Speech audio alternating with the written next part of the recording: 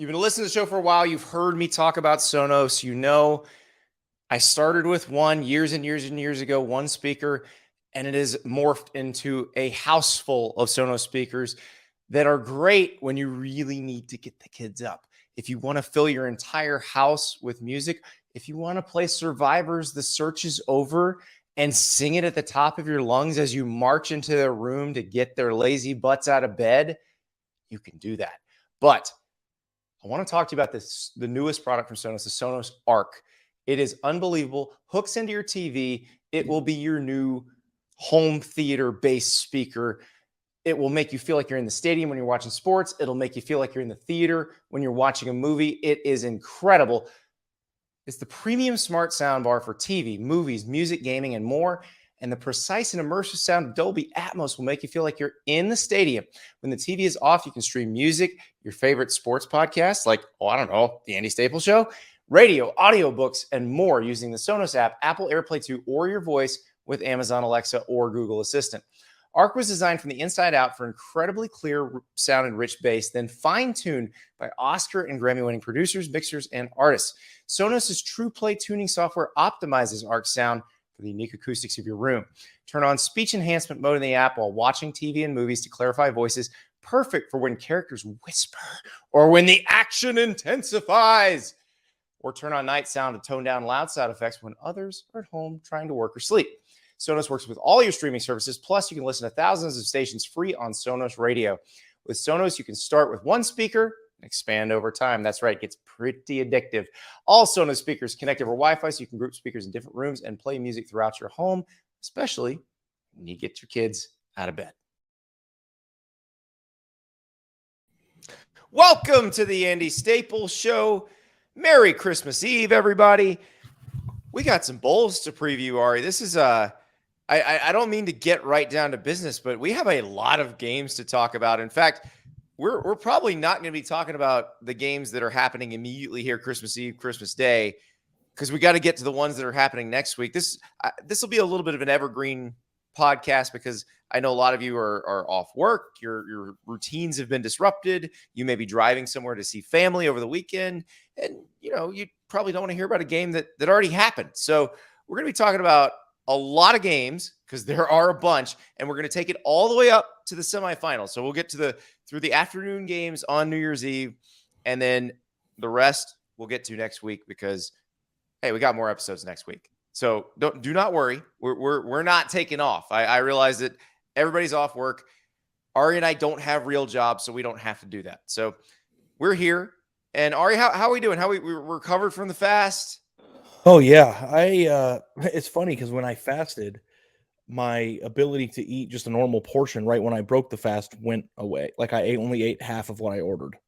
So maybe I should just that's drunk. like that is intermittent fasting just to the extreme, I think, right? It makes you not want to eat as much. And I will say that I'm pretty upset that we're not just going to talk about food for another hour, but I guess we finally have to get into these bowl games.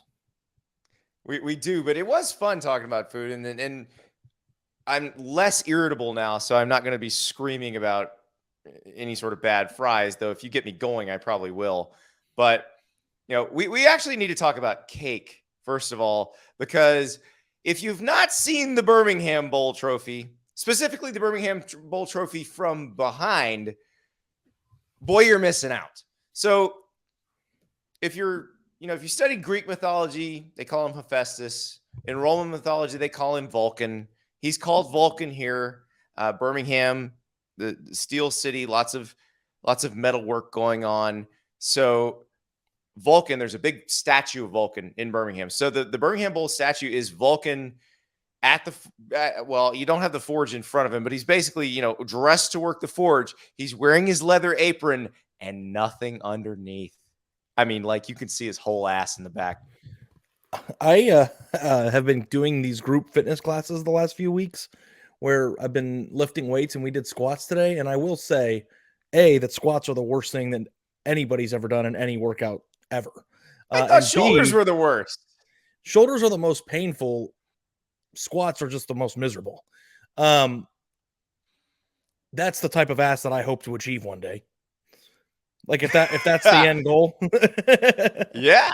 Well, I mean, you need your back squats, your front squats, your Bulgarian split squats, all of them you're going to need to get Do you think you can that name more sort types of of squats or more posture. types of pizza? Well, what like are we talking about? Like Detroit style, Chicago Styles, yeah. style, New York style, Sicilian, You just named off like shrimp 19 Creole? squats that I've never heard of before. Well, a back squat, a front squat, those are your two basic ones. Still don't know the difference Bulgarian between those split two things. squats. Well, a back squat and a front squat, the bar is on your back on a back squat, and the bar is on your Yeah, front. I'm not Mr. Fitness, so like I don't know what the difference between those two things are. Like why does the bar placement matter? Does it work different muscles in your ass? It works the same muscles if it hits them differently, and Yeah. to have a very strong set of muscles there, you'd want to work all of them in many different ways. The Bulgarian split squat is when you've got one leg on a bench, your back leg's on a bench, and then your front leg's out in front, and you go down and you try to get that back knee down toward the ground. Which Let's just leave that in Bulgaria. Suck. I forget that you were once in a college weight training regimen. Yeah, I don't like to think about those days. The first night or first morning after a lower body workout in one of those off-season programs, like you want to die. You did not know your legs could be that sore. And it is just almost impossible to even walk. Andy, you know I like you because it takes you just to say one thing, and the next thing you know, we're on a 6-minute conversation that's got nothing to do with football. But I did come up with a great story idea once when I was on the Ohio State beat. And I requested at Ohio State for them to let me do this. I said, I want you to take a shirtless picture of me, and I want to work out with Mickey Marotti for 2 months. And I want to see if you could do one of those picture transformations that you always show of the players with a media member. And it was my attempt to get free personal training. That's okay. It's not just free personal training. It's free personal training from one of the most qualified, most expensive trainers in the world. I mean, what is Mickey Marotti's annual salary? He's like $800,000. So his time is very valuable. I didn't want it to do it just to be for me. Like I would like go through the training system, you know, when it made sense in his schedule and if other people were around, whatever. And I was going to do it before and after media member, and they didn't let me do it because of insurance issues. Oh, I'm sure. I would have loved that story. That would, and you know what? You would have transformed in 2 months. The before and after pictures would have been astoundingly different. Yeah, I'd love to see he's one of the best, and he would take you through all that baseline stuff, tailor it exactly to you perfectly. And yeah, that's what. Can Mickey Marotti train a slob? He's training the most exquisite examples of human athleticism on the face of the earth. And then going to somebody who's out of breath when they tie their shoes would be a very interesting dynamic for him. He's used to people who are a little more motivated, but that's okay. But no, I don't know how lucky. I didn't understand how lucky I was. Like in college, the head strength coach when I walked on at Florida was Jerry Schmidt, who was at Oklahoma for all those years with Bob Stoops. He then went to Texas A&M. He's now headed back to Oklahoma. And then his number 2 at the time, who wound up becoming the number 1 when Schmidt went to Oklahoma, was Rob Glass, who has been the strength coach at Oklahoma State forever and is a massive reason why they're so successful. Like those guys were awesome. And we were just like, oh, I hate working out. But to understand the brain power that was going into those workouts now, I'm like, pay thousands and thousands and thousands of dollars for even 1/5 of the brain power that. Well, I told Rob Glass. So when I went up on the Florida beat, I think it was in 2004 was when I got on the Florida beat for the Tampa trip. Rob was still the head strength coach at Florida. And I saw him one day and I told him, I was like, I wish I'd have listened to you more. He's like, everybody says that when they're older. Yeah. Especially now when you get to see how expensive it is to have training. $150 an hour. I train you. Oh man, this could be a podcast. This could be a YouTube. I don't think we'd live. I need you to be in the same room though. I know. That's what I'm saying. I come to Dallas and I work you out. You could live with us. I want to see that. Yeah, you could live with me for a month going into the football season, and then our celebration will be an SEC trip together. There you go. And I can eat whatever I want that weekend. That would be spectacular. But yeah, no, it would be fun. I think you'd be fine because you're willing to go do it. There's so many people who are not even willing to get off the couch. Oh yeah, I actually lift weights. And the eating is the part that's the hardest part. But I'm fairly strong. I'm not strong, but Doesn't matter how strong you are. That's the other thing as a 43-year-old in the gym now, because I see the 20. I live in a college town, so I see the 21-year-old dudes trying to lift as much as they can and trying to impress the 21-year-old college ladies that are over, on the next machine over. And I'm not even thinking about that. You can blow yourself out with a 15-pound barbell. Yeah. Oh yeah. You look, wait, 15-pound barbell. Where are we seeing dumbbell? Sorry. Dumbbell. There we go. Okay. Still learning, bud. All right. Well, pop quiz, hot shot. How much does an Olympic bar weigh? The only thing I know is that a bench press bar is 45 pounds. That's right. Olympic bar. That's an Olympic bar. So that 45 pounds. How about an easy curl bar? I have no idea. 25 pounds. I thought it was like 20. That's the one that has the little V's in it, so you can grip it better. So you can curl. Yeah. We'll get you tested. Like when you go on a platform, we'll get you testing how bars spin and all that good stuff. Oh yeah. So you can do some power cleans. I gotta be in tip top shape by May 1. Oh, that's the wedding. That's right. Yeah. That would be a great project, like the Andy and Ari project, like the month before your wedding. Is just trying to whip you into shape. Boot camp. Yeah. Like me in my truck, like following you and screaming at you with a megaphone. Yeah. Calling me maggot. This is beautiful. I have memorized most of Full Metal Jacket, so I think I could probably pull that off. Yeah. I don't think I would do well in that that environment, but let's get back to football. Back to Vulcan's ass now. back to Vulcan's butt cheeks in Birmingham.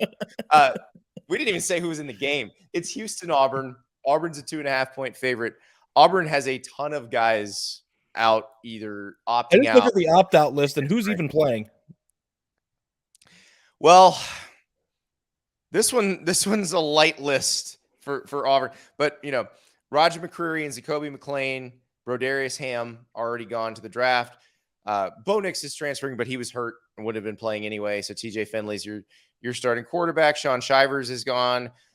Sean Manning is transferred. So it's a light list. Marcus Jones is opted out for Houston. So they're not completely fully stocked either. But this is one of those with Auburn. You don't know, like there was a bowl game a few years ago. Auburn played Purdue. I want to say it was a Music City Bowl, and it was. I believe it was 2018. I think it was the year that Jeff Brom had led Purdue to the win against Ohio State. And then it looked like, Auburn's not going to care about this game and it's going to be awful. And Auburn just annihilated Purdue. So that was one of those, like, you just don't understand what's going to happen in the game until it happens, because it's so hard to predict who's going to do what. Auburn won that game 63-14, by the way. How much do you buy in the I don't care mentality? Here's the thing. I have no way to predict it, and neither does anybody else. Like, you can look at and this is like that Music City Bowl I'm talking about.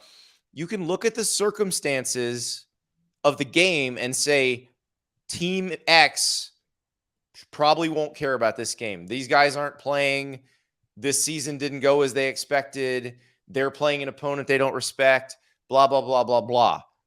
And then Team X may have something happen. Something may have happened in the beginning of December that made them have like the best practices they've ever had. And suddenly they just destroy the other team. I just don't know how you predict this.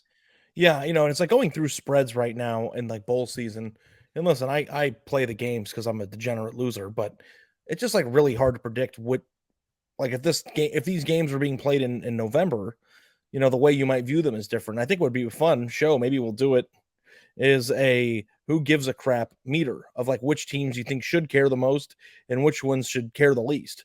And I Right. could look at a list right now and find a bunch of teams that I'd be like, well, why would they even care? I mean, And it's like it feels like Auburn shouldn't care that much. They're between offensive coordinators. They have a lot of people leaving. Now, I guess you can say this will be year 2 under Brian Harsin. This is a chance for some younger guys to establish themselves as potential starters for next year. So there's obviously motivation there. And this is Auburn. These are not bad players. Yeah. These are the young players are good. They're just inexperienced. And Houston obviously cares because beating an SEC team is beating an SEC team. Absolutely. It's always the underdog always cares. Houston had a great year this year, but bad taste in the mouth losing to Cincinnati in the American Championship game. How many years has Clayton Tune been in college? 64. It's interesting that you mentioned that because I was speaking of miserable bowl games for people. Clayton Tune was the starting quarterback for Houston in the Armed Forces Bowl in 2018. That was the one that got Major Applewhite fired. Army won that game 70-14. That's what I was before Missouri played Army in the Armed Forces Bowl. I was looking at that game going, I wonder if this is going to be similar because Missouri's got a defensive coordinator from the NFL who doesn't, has not seen the option in almost 20 years. Could this be that game? Turned out it wasn't. Missouri played pretty well on defense, and Missouri actually ran a little option itself, but still winds up losing on a last-second field goal. But it was a close game. It wasn't 70-14. It was right down to the wire. There is no better form or more thorough form of ass kicking in college football than when Navy or Army is playing a team that can't figure it out. Oh, it's awful. Well, fullbacks averaging 19 yards a carry. My high school's rival was a triple option team and actually still is a triple option team.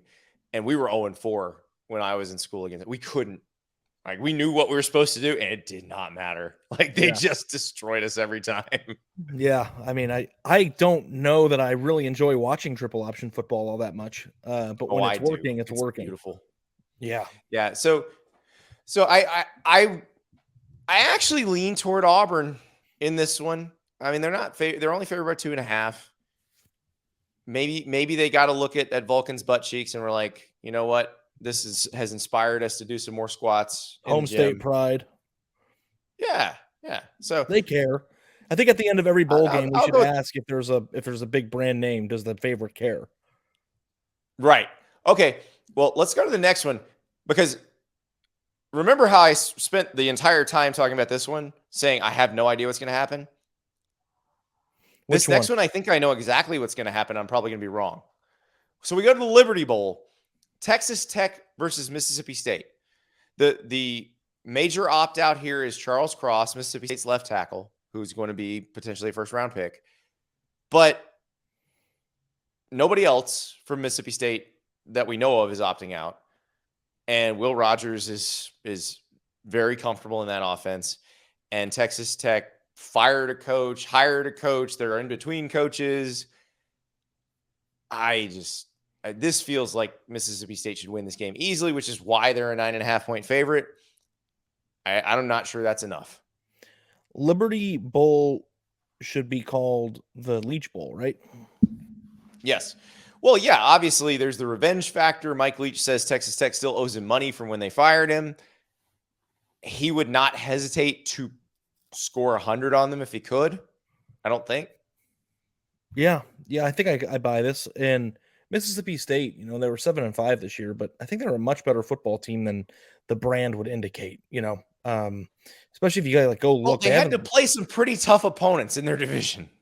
Yeah, and I mean, losing to LSU, Alabama, on the road at Arkansas, and a rivalry game against Mississippi. I mean, the only game there that you might want to be like, what the hell happened there is a road game at Memphis, but I think that was back in September. So LSU too, I guess. But the LSU revenge factor existed in that one a little bit. But yeah, I like Mississippi State here as well.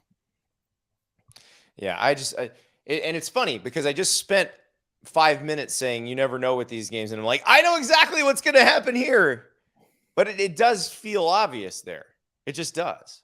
Yeah, and when it feels obvious, that's usually when you're wrong. So, of course, exactly. So, Red Raiders, enjoy your Liberty Bowl win. We've just guaranteed it. So,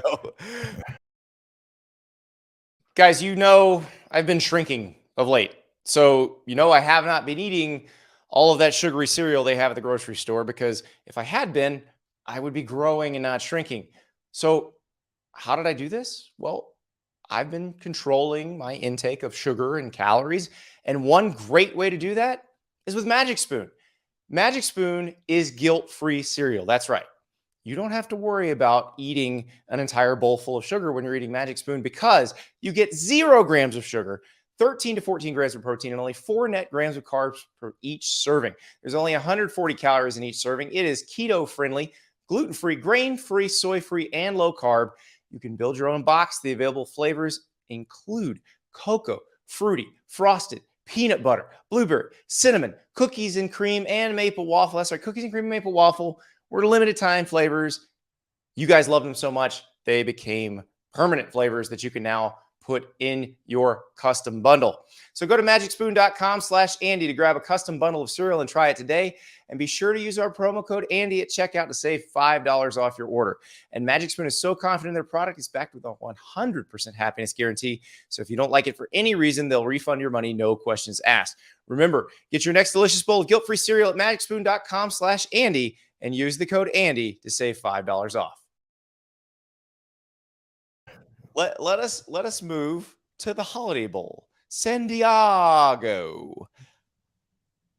NC State is a 1.5-point favorite against UCLA. Ari, I'm fascinated by this game because of the news that came down last week that Dylan Gabriel, the excellent quarterback from UCF, who's originally from Hawaii, so he's headed closer to home now, he's headed to UCLA.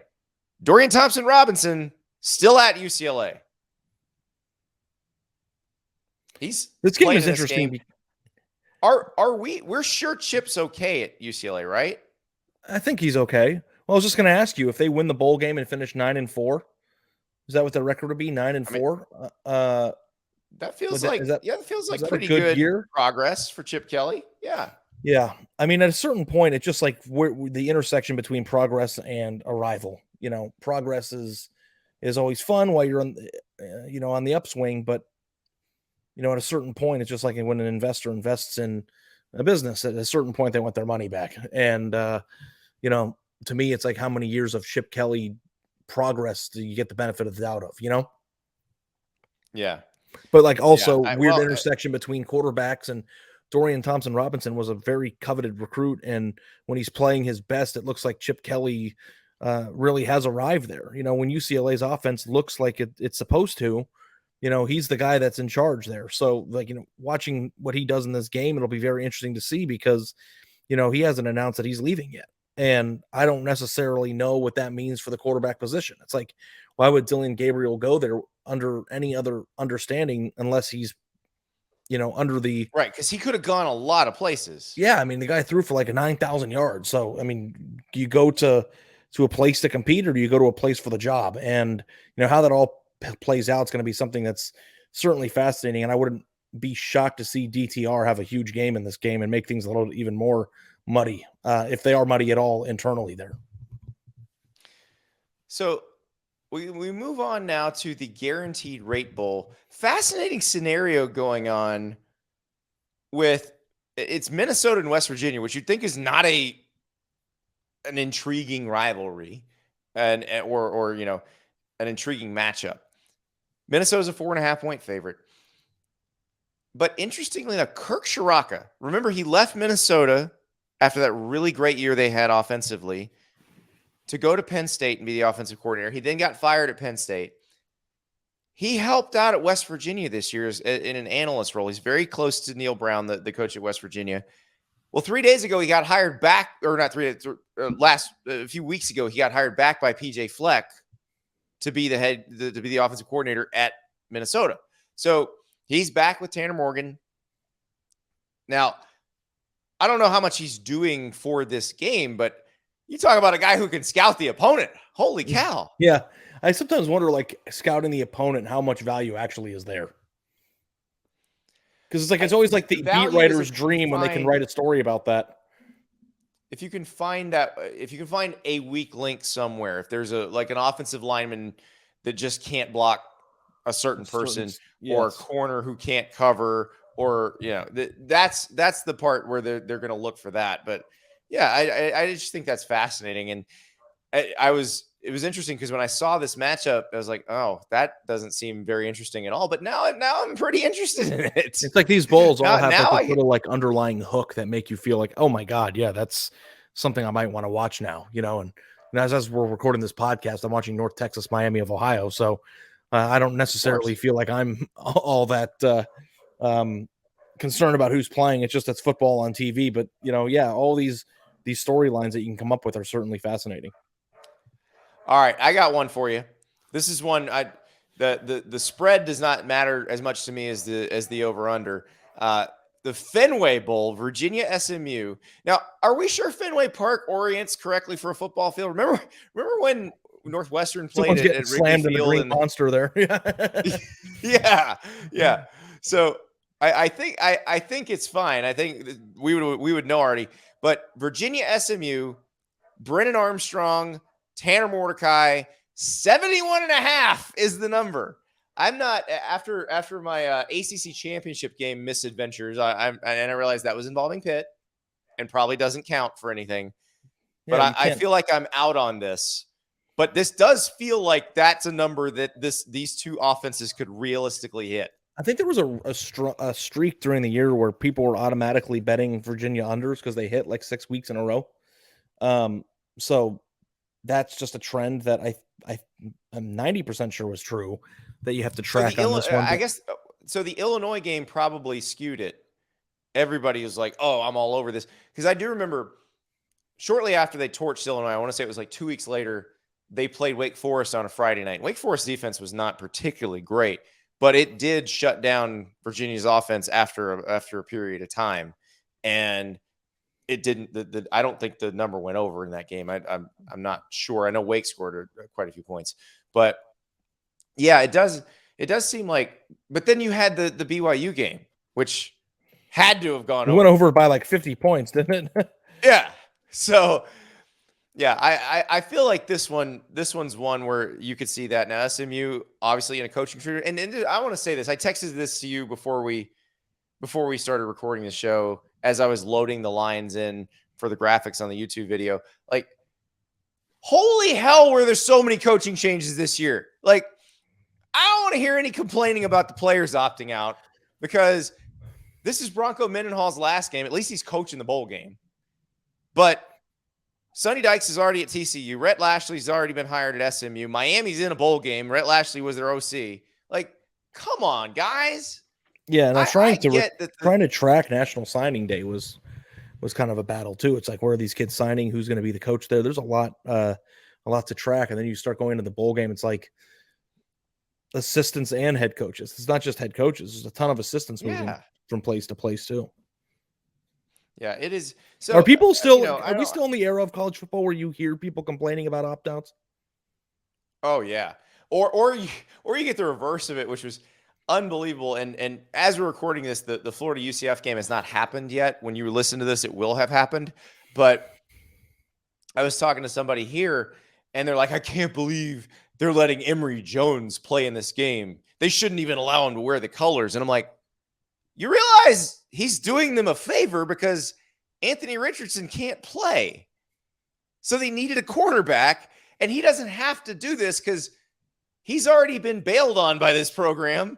But he's going to come bail him out for this game. And you're complaining about him? Come on. Dude, it's the Rudy disease, man. I'm telling you. He shouldn't be able to wear the colors again because he doesn't love this team the way that I love this. It's insanity. Again, getting back to the first leg day of the offseason program, we could put those Rudy people through the first leg day of the offseason program, and they would be deprogrammed immediately. They'd be like, nope, I get exactly why they do all this stuff. Yeah, it all makes sense to me now. Yeah, I mean, I remember walking up to, post practice in the middle of July, and these guys are sitting in big rubber tubs and like they look like they're about to pass out. It's like I can't imagine like what kind of workouts they put these guys through. And the fact of the matter is that it's not the place that it's going to be standing by him long term as a starting quarterback. So is it Emory Jones transferring because he doesn't love the program, or is the program deciding for him that he has to go somewhere else? I mean, That's he the thing gave too. the People have to program consider. 4 seasons. No, Most I know, people only stay in college 4 years, so I think that's plenty. I think the he's whole done like enough. he can't wear the colors thing is so annoying. It's like why? Oh, Because the coach that is in place is going to be going a different direction, and isn't the coach that recruited him. Like it's like sometimes these transfers are, I think that you could like change the type of transfer, like between has to transfer because needs a new route to the playoff or to the field, a transfer for selfishness reasons because they just didn't have enough patience, transfer for Right. academic. I mean, there's different types of transfers, and I don't think this you should this actually is a have to Judas check a box. transfer. Yeah, You what should kind of actually have to transfer check is a box when you enter the portal? Is this Like, a Judas? are Is this you- a Judas transfer, or is this right? in good faith? Yeah, I think that's a good way of putting it. Yeah, we should have them check a box. Like, are you a rising sophomore who's just mad you didn't play last year? Like, check that Check, box. yeah. Are And you- that's like, okay, then you can't Did wear you spend 4 years here under 4 different offensive coordinators? Check that box. Yeah. And then based on the results of your quiz, we get to determine whether or not you're allowed to wear the colors again. I like it. Man. And by the way, if you're an adult that says they can never wear the colors again, you're a loser. Like, I'm sorry. Like, I don't know what to tell you. It is truly amazing to me. But Virginia SMU, Fenway Bowl, praying for the over. That I want that to look like a basketball game. Andy, I don't want any defense played there. A single fan of Florida given the program more than Emory Jones did? I guess boosters. Well, yeah, I mean, there's some boosters that have given, into the 8 figures. So yeah, I would say they have. But yeah. No, the average person probably not. No. Yeah. So Emory Jones, you can wear the colors as long as you want. You can wear them on your wedding day. Listen, you can get a tuxedo with an orange lapel. An orange and blue tux? Yeah. Yeah. And we're not going to have to get him in shape for the wedding. He's going to be in shape for his wedding. All right. We moved from one bowl in a base. I'm sorry. Oh, no. I understand. I was the same way. I was trying to hold it in because I'm not the arbiter of who can wear the colors. I mean, I wasn't any good. I didn't earn anything. They let me along for the ride. How many people in the face of the earth who have never stepped foot in Indiana wear Notre Dame colors? It's true. It's exactly right. Yeah, and they wear alternates. I also saw what the people who did bleed and sweat for the program for a long time and gave a lot. And I respect their opinions a lot, and I don't respect the opinion of someone who went out there at all. So it's pretty easy. Yeah, Emory Jones is the perfect example of somebody who can wear the colors forever. I can't wait to see his orange and blue tux. That will be spectacular. So moving on to another bowl game in a baseball stadium, the Pinstripe Bowl, Maryland, Virginia Tech. The Terps are 3.5-point favorite. Virginia Tech, another team between coaches. Now this one, they fired their coach. It wasn't that their coach left, but their current coach was Penn State's defensive coordinator, and now Penn State has a different defensive coordinator who was Miami's head coach who got fired. It's the circle of life. So I don't know what happens in this because this is another great example of what we were talking about earlier. The give a crap meter. Like, where should Virginia Tech's give a crap be in this situation? They have 5 or 6 starters not playing in this game because of either transferring or holding out for the NFL draft. And I just love these matchups because when you look at them, it's just like, aren't Maryland and Virginia Tech kind of the same a little bit in some regard? Where, they do recruit from a similar geographic area for sure. Actually, you can make the case I don't know that if they're Maryland the same. Maryland has recruited better than Virginia Tech the last 3 or 4 years, but Maryland also lost 2 of their best players from the recruiting cycle last year to transfer. So it's like you can make a splash and get 5-star prospects or high-end 4-star prospects during the recruiting cycle. But if you can't keep them in your program for more than a year, then what's the point? Like, it's like you didn't even get them. So, and Virginia Tech just hasn't gotten them at all. So, now they've got a new coach, and, this person will do their best to try to reverse that. But, I think both of these teams, in my opinion, signify teams that have the potential to be much better than they are and just can't figure it out for whatever reason. Maryland in its first bowl game, by the way, in 5 years. So none of these guys have played in a bowl game before. So there's some excitement there. You're playing in Yankee Stadium. That's pretty cool. Like, Yeah. I'm going to go with the team that has a reason to be pumped to be there. And again, this is logic telling me this, and it could be completely wrong. But if you're a Maryland player, you've never been to a postseason game, you never played a postseason game before unless you transferred from somewhere else, you're getting to play in freaking Yankee Stadium. Like, that seems pretty cool. Yeah, 3 wins in the Big Ten, 6 wins total in the 6-6 season, including one over West Virginia. Is this a successful season for Maryland? No, I think they want more than this. I think they expected more than this when they hired Mike Locksley, because they expected him to get the kind of players that would allow them to compete in the Big Ten East. Now, I don't think they were expecting to be competing in the Big Ten East yet, but I would say being completely non-competitive in the Big Ten East is not what they were hoping for, and that's kind of where they are right now. Verse number 5, Iowa, 51-14 loss. Number 7, Ohio State, 66-17. At Minnesota, 34-16. Michigan State, 40-21. Michigan, 59-18. I think the sign of progress for Maryland isn't just what their record is or making a bowl. It's about being competitive against teams that are either great or on their way to being great. It's just like Maryland. Yeah. I remember the night that my baby was born, Maryland and Iowa were on TV. It was a Friday night game, and that was the most disgusting game I've ever watched in my entire life. Like, that's like the game that my daughter will be baptized in football by, who, by the way, loves football for an infant. Not that she knows what she's looking at, but whenever there's a football game on TV, she naps.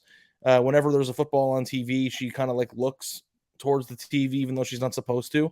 And whenever she's being fussy and crying, I pull up a YouTube video and just type in a random 2 teams and show up a bunch of old matchups, and I play it in her ear, and it's like a sound machine. She falls asleep to like look, honey, Keith Jackson's voice. It's Johnny Football in 2012. Yeah, no, she falls asleep to watch him run around against Alabama and hit Ryan Swope in the end zone. And look at the poor fan behind Ryan Swope. I will say that there is nothing more relaxing than a breezy fall Sunday or Saturday with the windows open, a few candles going, and just the sun setting. It's dark early, and you got Chris Collingsworth's voice just blasting through your house. Oh, he can rock you to sleep. Yes. That is now, if you're on the West Coast, it's a little too early to go to sleep, but where we live, it's the perfect unless spot. You're in a carb coma, because I always used to fall asleep at the 4:00 games because I ate a whole pizza by myself. I resemble that remark. I think I've been there. I think the time of day is irrelevant. You sleep through the first half and then you watch the second half. Yeah. You wake up and it's 17-14 in the middle of the third quarter, and you're back again looking at menus. Yeah, I get it. So, Ari, the Cheez-It Bowl is no longer the Cheez-It Bowl that we remember. Remember, there was that Cheez-It Bowl between TCU and Cal that was one of the worst football games ever played. I think it went into overtime, and the teams combined for something like 9 interceptions. But that was a completely different Cheez-It Bowl than this Cheez-It Bowl. This Cheez-It Bowl is the former Champ Sports Bowl, former Russell Athletic Bowl, the Orlando game, where you got some good games. You also got Clemson and Cole Stout destroying Oklahoma and causing, a chain of events that kind of is still ongoing as Josh Heupel is now the head coach at Tennessee, and Lincoln Riley became the OC at Oklahoma, then the head coach at Oklahoma. Now he's the head coach at USC. Again, the circle of life. Brent Venables was there that day. Now he's the head coach at Oklahoma. This is Iowa State Clemson. Clemson sort of found itself at the end of the season, but both coordinators gone. Iowa State has almost everybody. It's not they're not completely intact, but most of their best players still playing. Brock Purdy playing his last game at Iowa State, and he'd always planned on this being his last year, but I kind of thought when they added the extra year of eligibility, Brock might think about being a 5-year starter. Like that, who gets to be a 5-year starter? As our good friend Scott Docterman said, if we would have told each other in September that Clemson and Iowa State were playing in a Florida game at the end of the year, you'd be thinking it's a playoff game. So, but yes, 5-year starter would be cool. My favorite thing about the opt-out for Clemson is it's Justin Ross is /NFL draft. Yeah. Injured, but also going to the league. And I'm happy to see that's Justin Ross. Hey, remember that one postseason I played in? That was pretty good, right? Or well, I guess he played in the 2019 one too. But remember that first postseason I played in? I was pretty awesome. Like, I don't really need to show you much else after that. Yeah, I think that's it. And there was a point in time where that kid might not have ever been able to play again. So to see that he's going to get a chance to achieve his dream is a really cool thing. It's like, Andy, who gives a crap more in this game? I think Iowa State does. I agree. But I don't know. Clemson, remember the coordinators at Clemson are just moving up, but they're still kind of going to want to put their stamp on things. They're going to want to figure out what they want to do. I think Clemson's maybe going to dabble in the transfer portal just a tad. So I do think there's some pressure on the Clemson players to perform here. You know, if you're DJ Uiagalelei, you want to have a really good game because Cade Klubnik's coming in, and you want to make sure you establish this is my offense. I am the guy. You have to answer this question, and if you're right, you live, and if you're wrong, you die. Who is Clemson's starting quarterback next year? What game is it? Game 1. DJ Uiagalelei. Really? Now ask me game 5. Game 5. Cade Klubnik. So this is like the Trevor Lawrence plan. Worked before.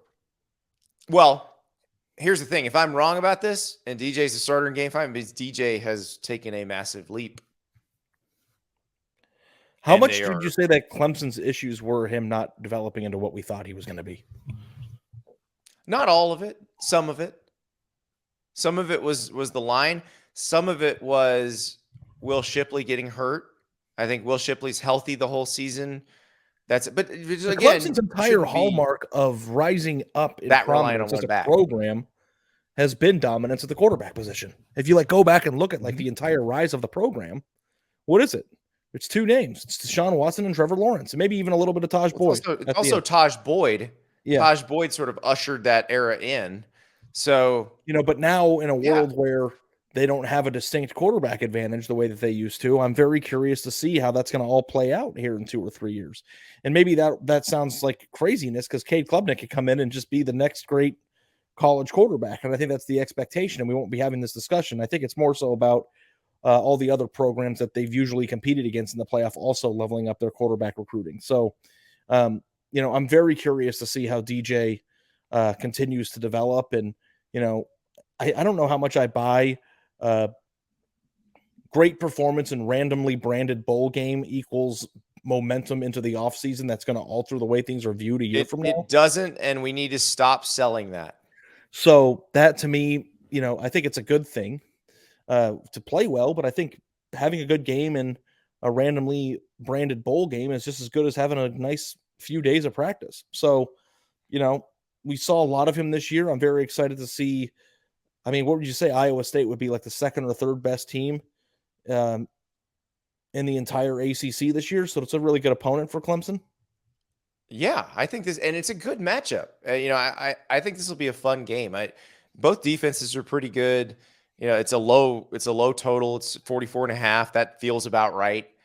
I think this will be a pretty high level, played at a high level, if that makes sense. Yeah. Which you don't know when you get these matchups, if that's going to happen. It's an interesting feels matchup like it will. Because these two programs kind of both seem like they're at an intersection.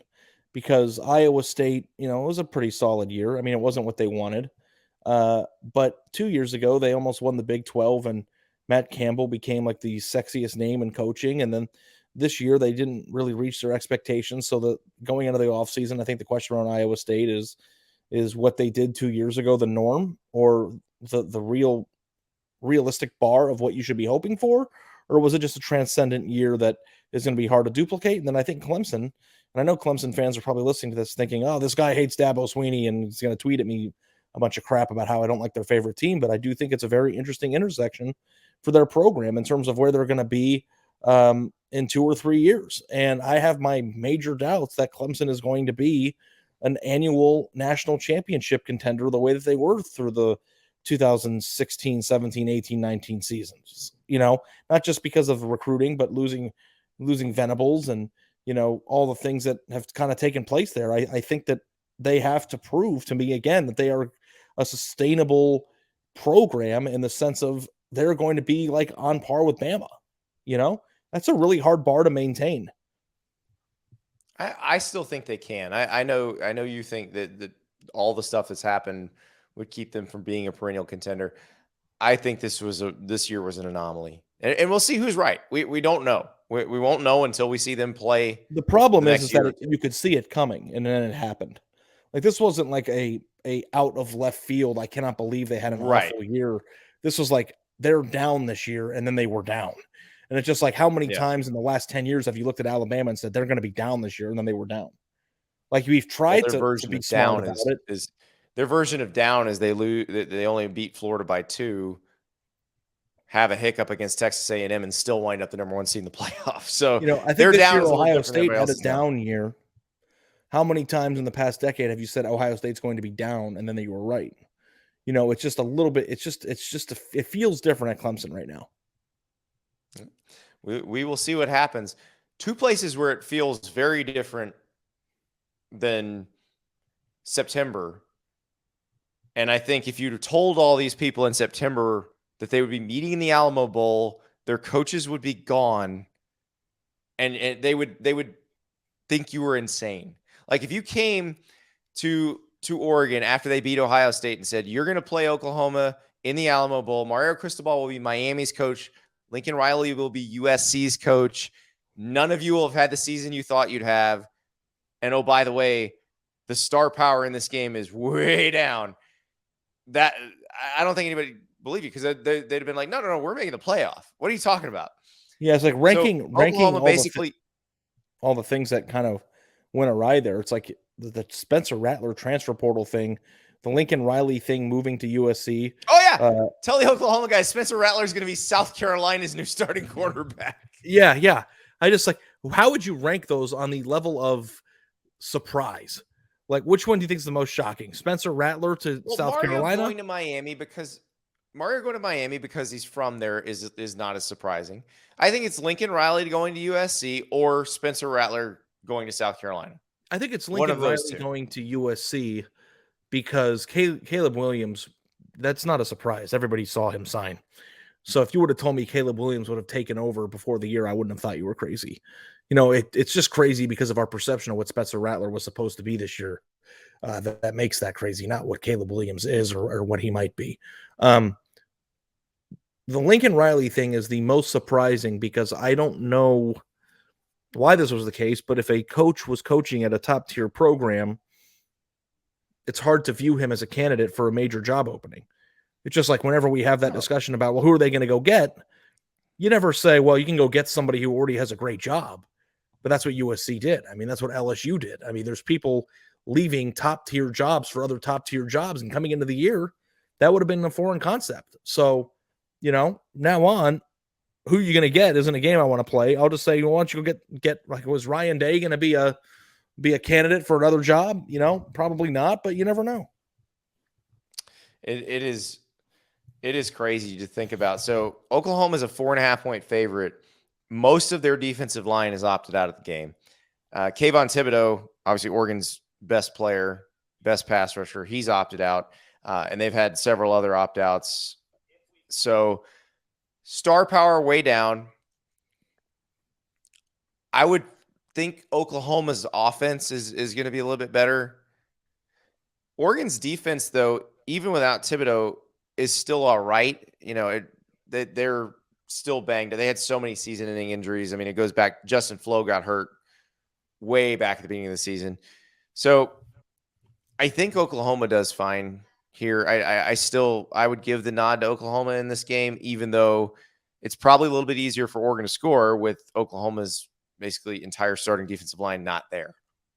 Yeah, it's kind of like the depleted rosters of who, and it's really hard to project a game and pick a team based on who isn't and who isn't playing because we're unfamiliar with who is going to play.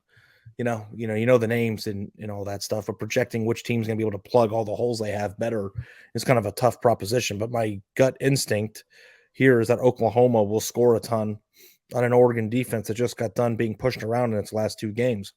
And, I think Caleb Williams is a very interesting discussion point right now about not just, his development and what he might look like in this bowl game against one of the better teams of the Pac-12, but, whether or not he is the thing that Oklahoma is going to attach their future to. I think there was some worry think he there. is. I would think he was the most important meeting that Brent Venables had when he became the Oklahoma coach. I agree. So, and it sounds like that's all settled and they're in good shape. So we'll see what happens there. Ari, we got to get to a very important game. Lot on the line here. The Duke's Mayo Bowl, North Carolina versus South Carolina. Shane Beamer and Mac Brown have said they will take the Mayo bath if they win.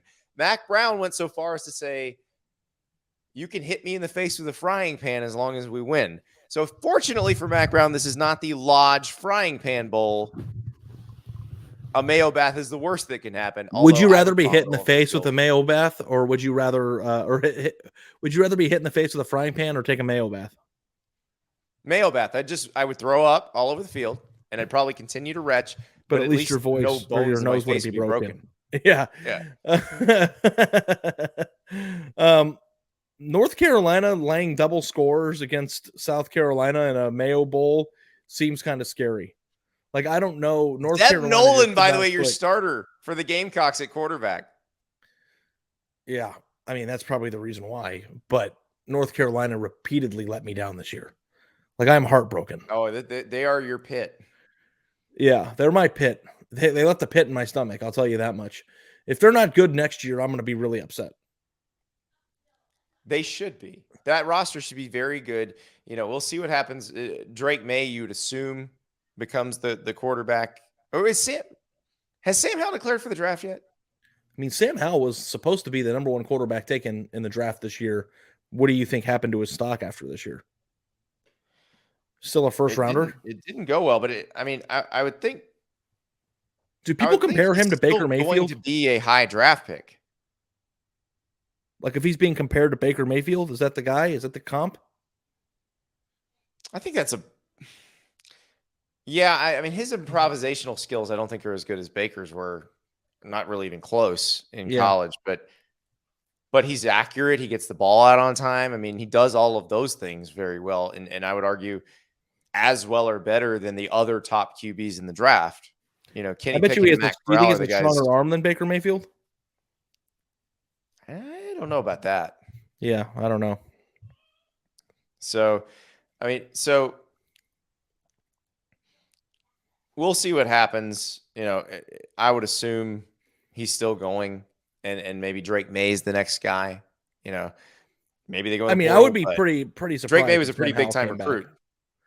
If Sam Howell came back, that would not be something that people would anticipate. So I hesitate to even try to pick this game, given what both teams were this season. I just can't wait to see the Mayo bath and the aftermath of the Mayo bath. 6-6 in the SEC is better than 6-6 in the ACC. Give me the 2 scores. Okay, we got the Gamecocks. Also, I think Shane Beamer's a sneaky good coach right now. Like, I'd buy stock in Shane Beamer. Oh, getting that roster to a bowl game is quite an achievement. Speaking of which, another guy in the SEC who inherited a really rough situation and turned it into something nice is Josh Heupel at Tennessee. Tennessee is a 5-point favorite against Purdue in the Music City Bowl. Purdue's best 2 players, best player on each side of the ball, David Bell, George Karlaftis, not playing in this game. Alante Taylor is opting out for Tennessee. I think Tennessee wins this game, Ari. I think the good vibes of this season continue. Like they've felt like a very happy team, and maybe they are happy because they're out from under the boot of Jeremy Pruitt. Can I ask you a question? No, I'm with you on Tennessee, by the way. But is Jeff Brom a good coach or a bad coach? Does it have to be one or the other? I mean, it switches every year. Pretty good coach or an above average coach, or okay, is he worth? Is he worth his contract this year? This has been my question, and this is my question about all of the schools that are mid to lower tier schools in the Big Ten and in the SEC, because they're all paying these obscene amounts to their coaches because they're rich and they have to spend it on something because they're not allowed to give it to the players. I'm not sure anybody at one of those schools that you're paying that much money to is worth what you're paying them. Well, I mean, if you go back and you think about the way that Purdue performed after the first year under the Brom era, like the number one thing was that Brom was going to be a candidate for major jobs in the following year. Right. And then every time Rondale Moore would get hurt, they would not look that good. And then the next year it went horribly. And then this year, I mean, I don't know. Purdue is what's their record? 8-4 this year? They beat Iowa and they beat Michigan State. And those are the games that everybody remembers because those teams were ranked really high when they beat them. Yeah. I mean, I think this is a successful season for Purdue. 8-4, and the idea that Tennessee is happy is certainly a take. And I think I agree with that, but I think Purdue's pretty happy too, right? I think they're pretty happy. I'd be happy. But my question is, how much does he have to keep doing? Does Brom have to keep doing this year after year after year for them to be happy? Do they have to win 8 games, have a chance to win a 9th in a bowl game? Is Purdue's ceiling 10 wins or is it 8 wins? Well, I mean, I'm thinking back to the Joe Tiller era, when Drew Brees was there. In an era when teams would play 12 games, that would be a potential 10-win team, right? Yeah, I mean, the game's just changed so much since then. So, I don't know. I think 8-4 is about as good as you can expect. I mean, they beat Oregon State, which is more and more looking like a good win. That looks like a really good win, yeah. They stayed within 2 touchdowns of Notre Dame on the road. They beat Iowa. They beat Michigan State. They beat Nebraska. They beat Northwestern. They beat Indiana and won their rivalry game 44-7. I mean, that's a really good season for Purdue. Well, there you go. So what's your answer on the question you asked me? Is Jeff Brom a good coach, bad coach, somewhere in between? I think he's worth his contract right now. I don't think you'd be right now. I think you'd be misguided to say he's not if this is the most recent year and they've done this. I mean, David Bell is like the best. David Bell is better, I think, at football than Rondale Moore. And I think that's kind of a maybe be a controversial thing to say, but I think in a few years it might not be. And Karlaftis is going to be drafted very high. Yeah, and you got both of those guys, Indiana guys, they kept home. They did a good job developing. So, yeah, I mean, we'll see what happens. It's one of those things I don't think you can expect that level of consistency. I think, Indiana ran into that this year where they had a couple really good years in a row and then the wheels fell off because they're Indiana. At some point, does Purdue? And then what happens with Jeff? Are they understanding of Jeff Brom at that point? I think you have to be understanding. Or do they get mad? To know that you're not going to win 8 games every single year at Purdue. That's the part I'm curious about. And if there is a coach that gets them there, then he won't be the coach there very long.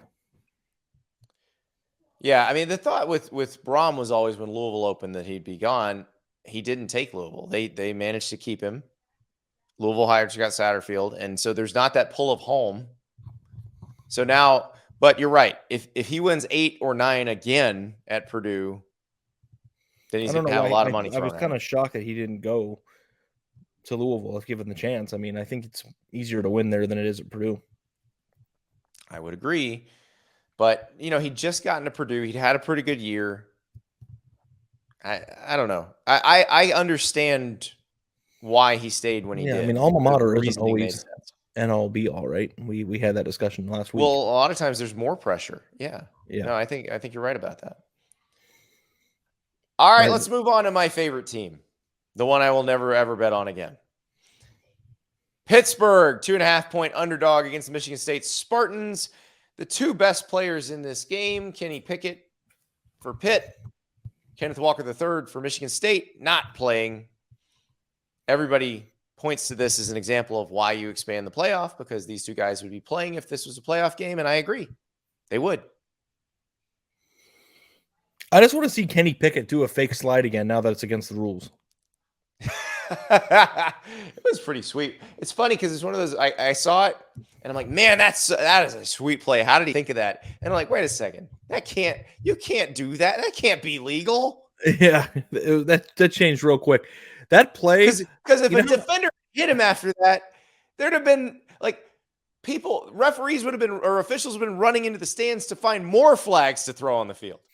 I will say that I know that I'm getting old, because when he, like, picturing the beginning of a fake slide and then to continue running is like made me, I was like, God, he's lucky he didn't slip a disc there, you know? Like, yeah, what would have happened to my knee if I'd have tried that? Yeah, if I tried to do that. And I just want to say one thing. Mel Tucker is like, should be the happiest dude on the face of the earth. Like, that dude. I mean, he's got a $9.5 million a year guaranteed contract. I think he's pretty happy. $100 million because he nailed the transfer portal 1 year. It blows my mind, Andy. It blows my mind. It is amazing. The two highest paid coaches in the Big Ten are Mel Tucker and James Franklin. Yeah. And I think that Jim Harbaugh might be the lowest paid. I think you may be right. Yeah, I think that's going to get changed. But yeah, the Mel Tucker contract made a lot more sense once you realized what was going on behind the scenes, like who was leaving for what, why schools were so obsessed with making sure they got their guy locked down if they felt like they had a good thing going. I think it's insane. I do too, because if in 2 years he's not this successful, they're going to be mad. And everybody's saying, what have we done? And even if he's reasonably successful, if they're winning, 8-9 games a year, that's not going to be good enough relative to what he's paid. It's like when Michigan State signs a top 25 class, it's like the biggest deal. Imagine being the highest paid coach in your conference and that being your reality. I got to be honest with you, Andy. I think I'm switching the best job in America from Kentucky to Michigan State.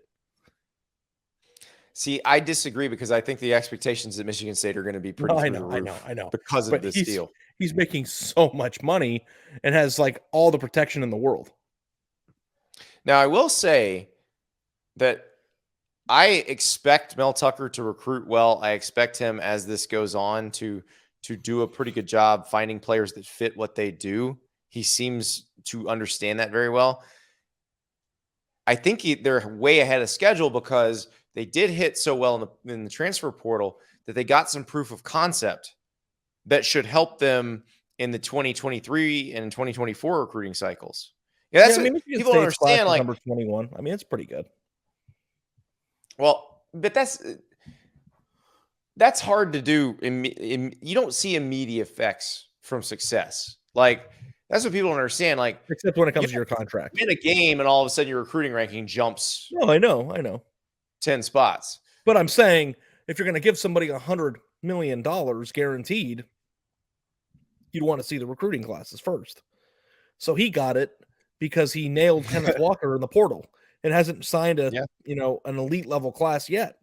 And it'll be very interesting, and I'm very curious to see how Ohio State responds to this, because you have a coach who is signing top 3 classes or top 4 classes every year, who's the 3rd highest rated or paid coach in his own division. Right.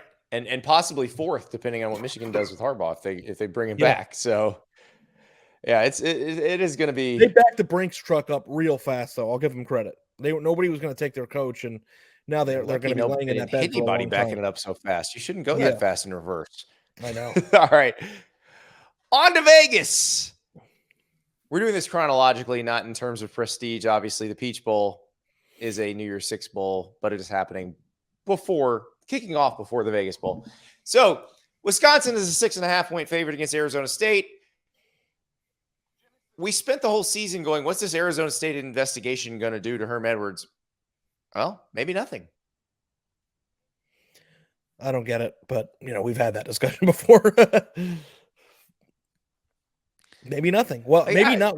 I wonder if not winning is going to do anything. Well, and that's the thing. They did not win at a satisfactory level this year compared to what was expected. 8-4, right? Okay. Is 8-4 okay? In that division? I guess it's okay. I guess it's probably the low end of what you wanted. They lost to BYU, who's the Pac-12 champ. Who's really good. Yeah. They beat UCLA. You get credit for that, but their losses to Utah, Washington State, Oregon State beat your rival 38-15. I mean, I don't know. I mean, I think Arizona State's ceiling is national championship. Right. I mean, not currently as they're constructed, right? But yeah. I mean, right guy. Right. 1997 happened yesterday, this is one of those where, and you've seen these Jaden Daniels games. Like, he has these games where he looks amazing. Like he's playing at another speed. Yeah.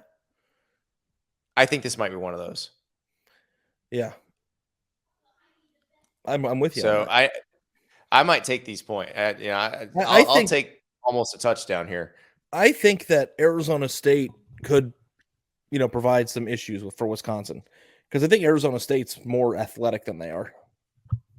But sometimes Smash Mouth wins out in football, as we've seen a few times this year. Oh yeah, and this is another give a crap factor.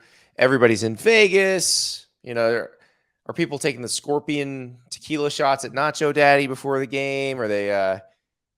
Where do the team? We don't know where the teams stay for the Vegas Bowl. I feel like if I could tell you which resorts they stay at, the Polo Towers, you could tell me which one is going to be more hungover. Yeah. What is the drunkiest hotel on the Strip? Oh, I don't know. I just spent 4 days at Aria, so it seemed pretty drunk. Yeah, Aria's high class drunk. I think like the drunkiest drunk hotel on the Strip is Harrah's. That would make sense. That would make sense, because that's the place where you get Treasure Island. What is Treasure Island then? Yeah, I don't know. Harrah's has those a bunch of those like daiquiri machines, and that's like where you get the yard or the foot long drink. That they strap around your chest. In New Orleans, they sell yard glasses, but they're really 1.5 feet. Like in Vegas, the yard glasses are a yard long. They're longer than a yard, I feel like. Yeah, and they're like $8, or no, they're probably like $18, and you got 19 shots of bottom shelf crap that they throw in there. Yeah, and everybody's just vomiting on each other. Yeah, I think Harrah's is probably up there. And on that note, get ready for some great football in the Las Vegas Bowl. Yeah, I do think that the lower the hotel rate, the higher the drunkiness it is. Now, I haven't stepped foot in Circus in like 15 years, but I bet it's pretty drunky in there too. I would think so. All right, let's move on to one of the more intriguing games, the Gator Bowl. We don't have a line for it because they just officially, as we're recording the podcast, announced who's playing in it. So we don't have a line yet. Wake Forest, and coming in to save the day after Texas A&M had to opt out because of COVID, Rutgers. Who knew that the Rutgers-Illinois game was actually for bowl eligibility?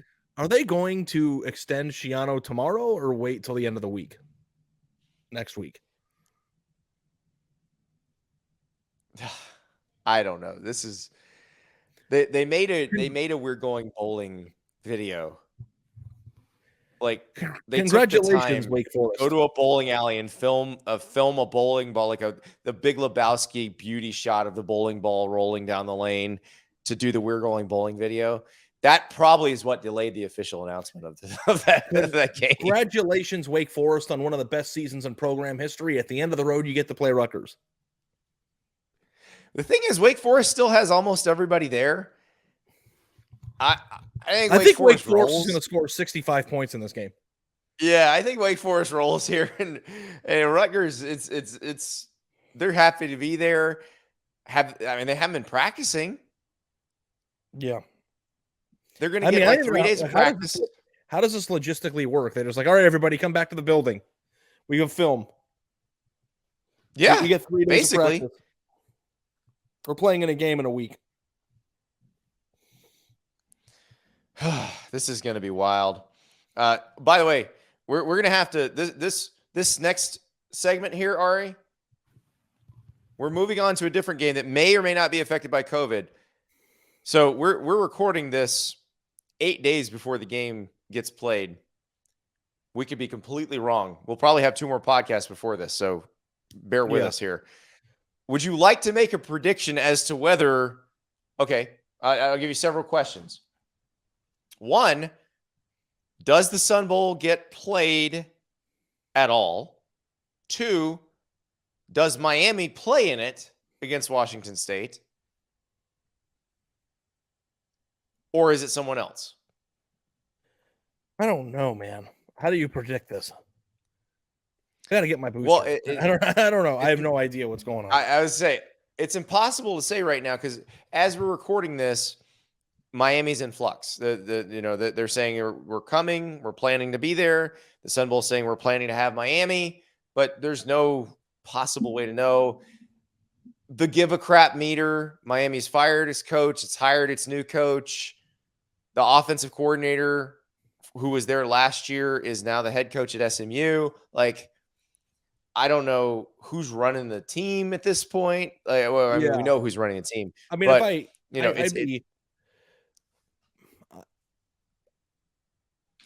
I don't know, man. What makes the decision of whether they can play or not, whether or not they have enough players that can clear it. And I think it's a nice segue to the next games too, because did you see all those rules about how they can crown a national champion in the playoff if we're getting to the playoff games now? Yes. It's insanity to me. That's insanity to me. You can forfeit your way into the national title game, and you can forfeit your way to a national title. It's insanity. Just don't play. Okay, I understand. Like with the national title game, they say they can't play it past January 14th. Presumably, they can't get the stadium. I mean, the Colts are going to be in the playoffs, so and that Indianapolis is a huge convention town. Like that stadium is booked for a lot of stuff. So I get that.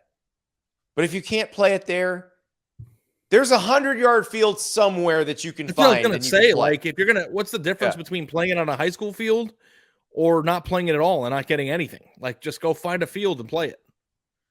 Could you imagine if they named the national champion this year because of forfeit? People would riot. I would hate that more than anything. Oh, it'd be awful. It would be. It's like you're punishing people for getting sick unpredictably. It's so stupid. Dude, when I got COVID last year, I just moved to Dallas. I literally had no friends. I still don't have any friends. I didn't go in public. I did everything they told me to do. I wore a mask. I didn't do anything socially. It was in the middle of Thanksgiving last year.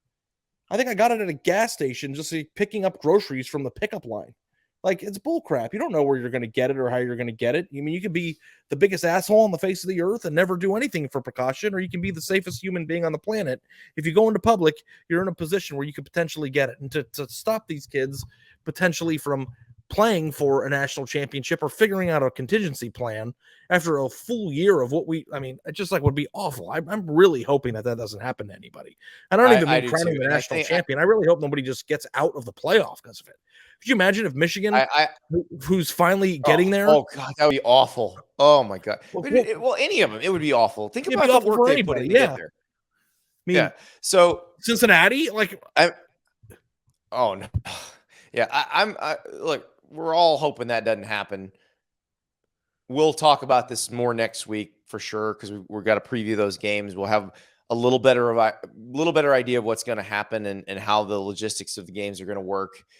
But man, I don't even, when all that stuff was coming down on Wednesday and the news was coming out, I was just like, don't let this happen. Just do not let this happen. You cannot crown a champion this way. Ari, before we go today, We got one more game. This is the last game that will be played before one of the semis. It is the Arizona Bowl, Boise State versus Central Michigan. This is the one that Barstool is sponsoring. It'll be streamed on all of their platforms. Ari, I feel like we really missed an opportunity here. This should be the athletic, or this should be the A.S. Bowl. This should be the Andy Staples Show Bowl. We should have an We A.S. screwed Bowl. this up.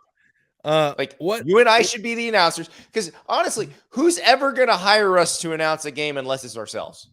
Honestly, you would be the play-by-play and the color, and my only job would be to point out everybody's recruiting ranking. Well, I'd be fine with that. Anytime somebody who's a blue chip prospect makes a play, I go, and I wonder why that happened. We could differentiate ourselves from the other broadcasts for sure. Yeah. You know, and we have the whole team, we have the whole crew, you know.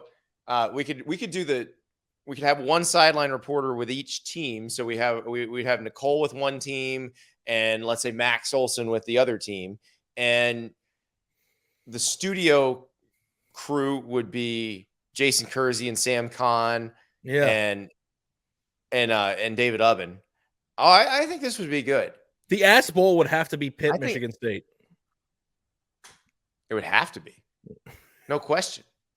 Well, I mean, Pitt would have to be involved. There's no question about that. Yeah. But I think we'd have to take who we could get. I think we'd have to make deals with conferences and take who we could get. But really, we blew this. You know, if we'd have known that you could just get a bowl game and look, we just streamed that glorious post-fasting show on all of our platforms. We could do the same thing with a football game. Yeah, we have the technology, Ari. My goal in life now is to call a game with you. And have it on a channel where I can speak like I would speak to you if we were sitting in the same room just watching it. So let's listen. Okay, here's what has to happen. We need you, the listener, to smash that 5-star review button over and over and over. Tell all of your friends to subscribe. Smash the 5-star review. We got to get this podcast up. We got to get some listener. You know, we're going to increase our listenership. We're going to increase our rating, get up the Apple charts, and that will give us enough clout and enough advertising revenue to buy our way into our own bowl game. Now, we could make this a project. Like, we have the listeners vote on which conferences we make deals with. We'd be like, listen, we got the MAC locked down, but we don't know if we're going to do the one with the Sun Belt or the American. Like, you tell us what do you want? Who would you rather see? Would you rather see American number 8 or Sun Belt number 3 in our game? And we let the listeners decide. I think that would be an amazing process to go through. Plus, the A.S. Bowl has a good ring to it. A.S. Bowl has a great ring to it.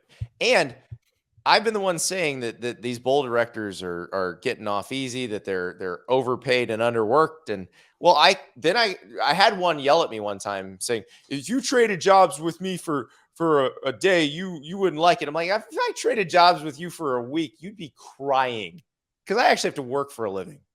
And I don't even have a real job. The bowl reps that no, the director who actually runs the bowl, not the reps. The reps really don't have a job, but I mean, they have real jobs. They're just volunteering on that. Yeah. So no, I would like to see how much work it actually is to stage a game, because I think it's probably a decent amount of work. Is it a full year's worth of work? I don't think so. I'm probably guessing no. Yeah. So, but you get a sweet blazer though. I think. Oh, what color? What? We would the have Fiesta Bowl blazers, right? those light yellow Fiesta Bowl ones are sweet. Ugh. The Rose Bowl blazers are the best ones. Yeah, no question. Because the Rose Bowl's got the best logo too. It's also in the best place and has the best weather and the best brand recognition. Sugar's nice because it's a navy blue blazer with a silver crest on it. It always looks good. But we need let's do like a Madras plaid. It'd be funny if we just used the Happy Gilmore jacket and put an ass patch on the top there. Blue jacket, green jacket, who gives a shit, you know? Oh, all right. Listeners, you tell us. Hit us up. I'm at Andy_Staples. Ari is at Ari Wasserman. Yep. And tell us What leagues do we need in our game in the A.S.S Bowl? What color will our Blazers be? How do we set up the broadcast team using the Andy Staples Show and Friends lineup? We're going to make this happen next year, Ari. I can feel it in my loins. I want it so bad. By the way, I'm not sure when you're listening to this, but it may already be past 6:59 p.m. Eastern time on Christmas Day. And if it is, you have about a week. You have until, I believe, 6:59 p.m. Eastern time on New Year's Eve to subscribe to The Athletic for the low price of $2 a month for your first year. So $24 a year, $2 a month, less than half a latte a month. Go to theathletic.com/Andy Staples. Remember, that deal starts on Christmas Day, Christmas night, 6:59 p.m. Eastern time, and runs until 6:59 p.m. Eastern time on New Year's Eve. So before the semifinals kick off, remember, you'll be in the middle of watching one game. You'll be in the middle of watching the Cotton Bowl. Before the Orange Bowl kicks off, make sure you subscribe. $24 a year. I mean, come on, can't beat that. So, Ari, it has been a pleasure. We have discussed a lot of bowl games. We have discussed the A.S.S Bowl. We have discussed a bowl trophy that includes someone's naked ass. Yeah. I feel like it's a pretty good theme. Everybody have a Merry, Merry Christmas. Travel safe. Don't do anything I wouldn't. We'll talk to you next week.